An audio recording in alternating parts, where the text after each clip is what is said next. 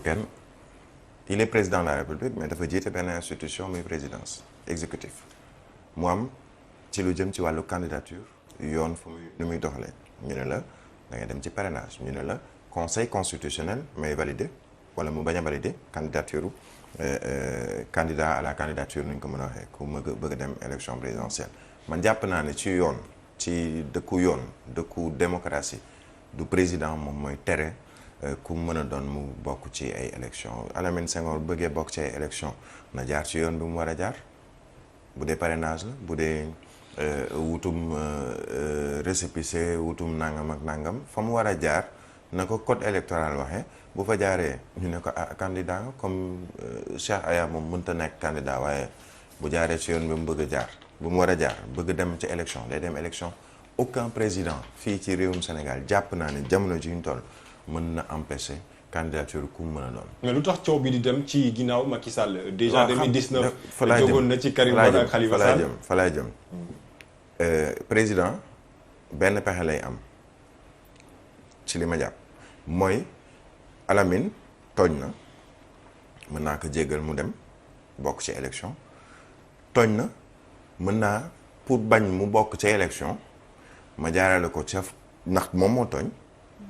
ma jaarale ko ci yoon ne yoon bu leen ko nëppal bu leen ko làq-làqal dal leen ci kawam fu ma koy jaarale mooy ci procureur ci ministre de la justice procureur ne Alamine nag ay la yoon xool nañ dossier bi yëpp waaye yaa tooñ léegi nañ dem ci yoon léegi boo demee ci yoon xam nga lu juge bi di xam magistrat bi article nangam lii may fay ma jox lii lañ ma wax ci article bi bu ma ci sukkandikoo ci code de procédure pénale Alamine yow yaa tooñ dañ la tëj weeru kaso wala nangami weeru kaso wala nangami atu kaso ñaanoon ñu ko kenn bien entendu nee na nag loolu la ma yoon may léegi nag man comme man may juge mën naa nag xool na ni lii mooy li gën a néew ci li nga xamee ni moom laa la mën a tëj wala moom laa la am sañ-sañu tëj ma def lu ñuy woowee application bienveillante de la loi ma dindi ko wala ma ne liñ ma wax ni yëpp ne yaa tooñ gisuma ko la ma gis mooy ni defoo ci dara ñu nii leen ko nga mën a bokk ci ñi ngay mën a bokkee ak leneen Sonko hier a dit que il reste éligible oui parce que kenn bindul fenn ne ni bokkutul ci élection wala mënul bokk ci ay élection am na jugement boo xam ne am na ci mbirum Sweet Beauté yi ak yooyu am na beneen jugement boo xam ne amoon na ci mbirum diffamation yooyu ba léegi neewuñu ni bokkoo wala mën a bokk ci sa wàlluk éligibilité am na ñoo xam ne dañuy xool code pénal wala code de procédure pénale xool tamit li di code électoral ne ni lii code pénal wax ak lii code électoral wax bu dee da nga fa am ñaanga at ci kaso wala nangami at ñu daan la ko wala nangam ñu fay la ko ndàmpaay amatoo sañ-sañu bokk ci ay élection mais kaawu Karim Wade posé na problème en 2019 parce que ñoom ñi waa PDS ak seeni avocat lañ jàpp ma ni ba tey juge bi newul ni Karim mënoo bokk ci ay élection liñ naan éligibilité mag droit civique mag yooyu yëpp dindi wuñu ko woon ba ñu koy teg ay daan Khalifa Babacar Sall ñu ne ko da nga tooñ donte am na ñu ko doon def avant mais bon ba léegi yow bokkuma ci moo gën xawma nan lañ koy waxee ci wolof du man kese bokkuma ci moo ko gën ñu ne ko déet du man kese bi du wax bokk ci moo gënoon ñu seet ñu lijjante procureur jaar fa mu war a jaar parce que tamit loolu moom mooy peut-être le bras armé du pouvoir muy procureur ministre de la justice mais ci wàlluk yoon le président en tant que président de la République mënul empêcher qui que ce soit doon candidat yow yaay mën a empêcher sa bopp ci wàlluk ay élection bañ a bokk ci ay élection ndax lan ay erreurs yoo xam ne peut-être def nga ko et moi jàpp naa ni diggante xàcc ak dóor lu nekk xaj naa ci maa ngi koy wax sànq absolument rien aujourd'hui fii ak ñuy déposer candidature yi bay boucler ba conseil constitutionnel di wax mais ci diggante bi lu nekk mën na cee xaj. mais ci sortie mi def Birahim dafa mel ni ñu gis ni comme Ousmane Sonko à chaque fois mi ngi préparé wu à ce que ñu xëy ni du bokk ci élection yi. mais moom xam na ko ay mbokkam xam nañu ko ay jegeñaaleem xam nañu ko parti bi di Pastef xam na ko coalition Yewwi Askan Wi xam na ko une partie de l'opposition xam nañu ni bokkam élection c'est pas gagné à 100% mais bëy sax boo koy yóbbu à l'abattoir dina yóbbu donc il faut nécessairement et ça c'est logique c'est politique mu ne non man kenn du ma yóbbu kenn du ma def nangam. Khalifa Sall ba mu xamee ni ñu ngi koy waaj a jàpp il a fait une conférence de presse à la mairie de Dakar on s'en souvient. am na kàddu yoo xam ne jibee na par exemple ci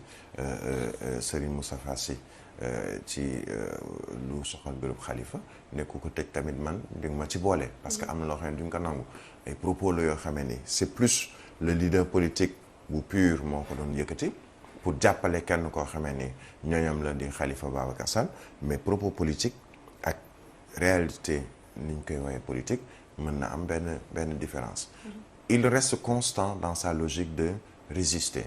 de vouloir participer et légitimement de se dire je dois participer. C'est pas parce que j'ai eu à faire une erreur la ma jàpp ba tey mooy benn erreur ba mu def sur le plan peut-être dans son parcours politique mooy dem foo xamee ni peut-être mën nañ ko fa tuumal dara. Ça je reste convaincu jusqu'à l'extinction du soleil que man am naa sañ-sañu dem fenn mais moom en tant que porteur d'un projet en tant que nit koo xamee ni dafa am ñu nekk ci ginnaawam am na loo xamee ni amul sañ-sañam tey jii am naa loo xamee ni am na awma sañ-sañam mais il ne s'agit pas je le répète d'un procès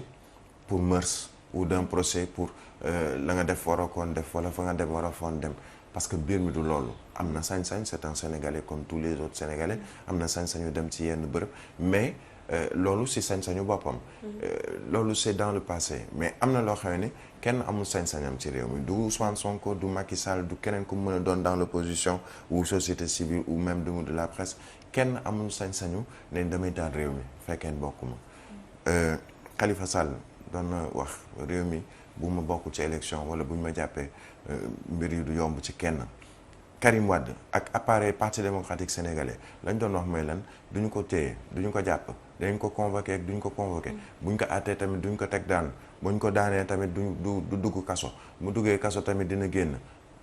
loolu yëpp waxu politique la fan la mujjee dugal nañ ko kaso nekk na ci kaso bi ñu xëy dugal ko ci oto ne ko da ngay génn réew mi dugal ko ci avion jox ko passeport defal ko ci saa si génn ko réew mi boobu ba léegi mënul dugg ci biir réew mi c'est-à-dire état moom coolee bari rek waaye bu jàppee ne ni lii moo war a am justice ne ni nii la war a demee koo mën a doon ak loo am ay nit sa ginnaaw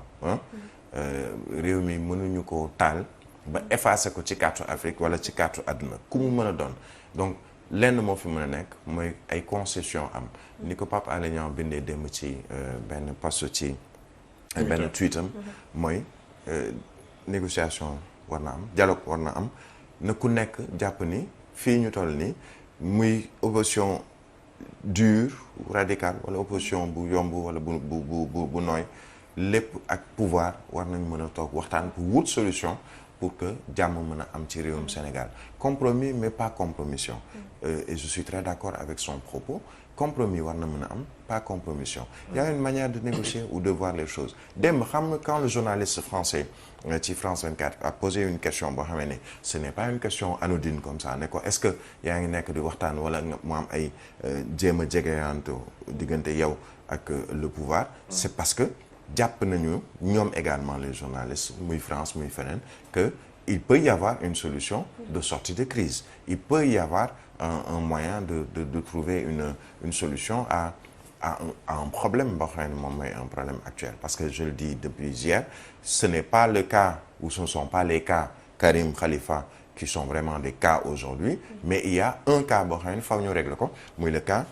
Ousmane Sonko lu tax ma ne cas à régler c'est parce que c'est une situation boo xam ne tey fi ñu toll nii buñ ko lijjantiwul dina am jafe-jafe yu mu indi mais nul na ma koy waxee sànq n'a le droit de faire plus de 2 mandats consécutifs nañ ko bindee ci constitution nul n'a le droit également de brûler ce pays quel que soit camp boo mën a bokk muy Ousmane Sonko ak i ñoñam muy Khalifa Sall ak i ñoñam muy Macky Sall ak i ñoñam amul kenn ci réewum Sénégal ku am sañ-sañu installer la chienlit wala nga ne damay taal réew mi parce que nangam wala parce que nangam en consultant le passé on se rendra compte que képp ku fi waxoon tamit taxul réew mi tàkk. D'accord Birahim Touré oui pour la résistance ku nekk war na ko mën a def. légitimement très légitimement mais aller pour Ousmane Sonko et Pastef jusqu'à dire que bu fekkante ne ñoom bokkuñu ci élection bi y aura un chaos indescriptible, y aura même peut-être pas des élections au Sénégal. Alors là aussi nekk na loo xamante ne vraiment peut-être war nañ ci def taxaw saytu parce que c'est pas Ousmane Sonko kese moo ko wax. Déjà on se rappelle avec la sortie de Birame Souleye Diop qui disait que bu fekkente ne def nañu le maximum possible pour génne Ousmane Sonko ci élection présidentielle 2024. C'est vrai que Macky Sall déclaré na candidat wala wax na ni du bokk non à la troisième candidature. Sénégal d'or, Dakar d'or, mais bu fekkente ne nee nañu Ousmane Sonko du bokk ci élection présidentielle 2024, le Sénégal ne va pas dormir, Dakar ne va pas dormir. Pastef reste toujours sur cette position. Pastef est dans une logique, je dirais, légitime. Je le dis encore, je le répète, c'est légitime, mais entre légitime ak légal dafa am nuance. Je peux être légitime dans ce que je dis, mais est-ce que la may wax wala na may doxalee ndax légal na wala légalul foofu mooy coow li c'est légitime nga ne man kenn du ma yóbbu kenn du ma tëj kenn du ma gàllankoor ci la ma bëgg ak la samay ñooñ bëgg c'est tout à fait légitime logique aussi mais ci yan anam laa koy defee mais ni ñu koy weeti pression populaire mën na tax peut-être du dellu ginnaaw ci yenn yi su ma nee pression populaire mooy manifestation pacifique wala ay pétition wala yeneen ak yeneen mais taal réew mi quelle que soit la personne quel que soit le leader politique ak lu bootu sa ginnaaw amoo sañ-sañu jël réew mi nga xam ni ñëpp a ko bokk di réewum Sénégal nga ne man parce que man bokkuma wala sama parti bokkul réew mi day tàkk waa léegi bu tàkkee wala moom ay nit ñu ci faatu responsabilité bi ku koy gàddu yow ci ngay bokk ka nga jàpp ni moom moo la teg ci boobu la coono mën na am mu ne ñu ne ko amoo ci benn responsabilité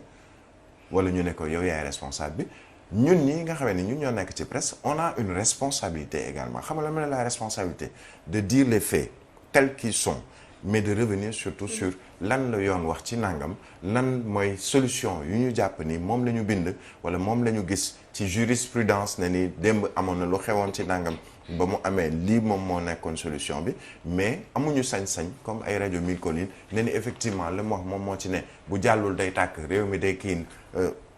chaos indescriptible chaos nit ñee koy wax c'est normal ñu waxee ko noonu xamul tax c'est une manière de dire attention bàyyi leen xel ci sama situation bàyyi leen xel ci man ña ma àndal mais kii la rapport kii la comme bras de fer la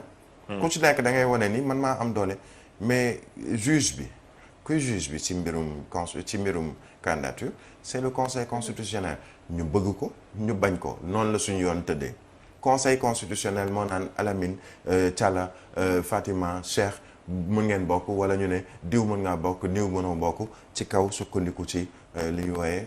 texte ak yu ni mel dinaa bokk na yoon wax ni di nga bokk Karim Wade dañu waxoon ne ni am na mën na bokk ci ay élections 2019 bokk ci ay élections lu toll ni Parti démocratique sénégalais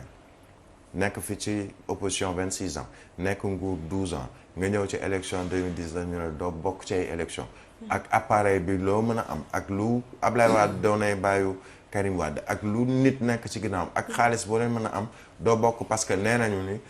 ci wàllu éligibilité ak lañ la condamné mënoo bokk ci ay élection dañ ne woon réew mi day tàkk bu Karim bokk est-ce que réew mi tàkk na Sénégal duñ ko effacer ci carte Afrique carte du monde pour une personne 2 personnes ou 3 personnes quelle que soit la situation parce que tey Sonko xamul ëllëgam moo tax mu nekk tey mu ne tey su bokkul élection dëkk bi day xamul ëllëgam waaw non c'est kenn xamul sa ëllëg fii en fait moom le fait que loolu mën a xamul ëllëgam le fait que ñu condamné ko 2 ans de prison parce que xamul fu mu jëm ëllëg mais gis nga ci wàllu condamnation boobu il faut quand même qu'on dise la réalité et la vérité aux Sénégalais mooy lan